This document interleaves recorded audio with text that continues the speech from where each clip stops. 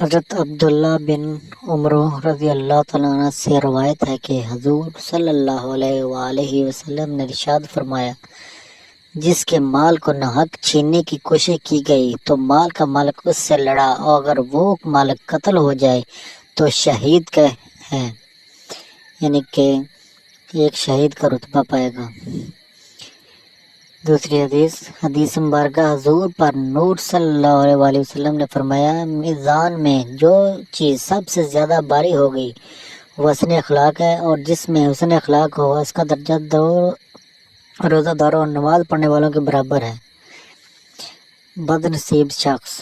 نبی کریم صلی اللہ علیہ وآلہ وسلم نے ایک دفعہ صحابہ سے فرمایا، جانتے ہو بد نصیب کون ہے؟ صحابہ نے عرض کیا، اللہ اور اللہ کا رسول ہی خوب جانتا ہے۔ فرمایا، نبی کریم صلی اللہ علیہ وآلہ وسلم نے بد نصیب بے نماز ہے، کیونکہ بے نماز کو اسلام سے کچھ نصیب نہیں۔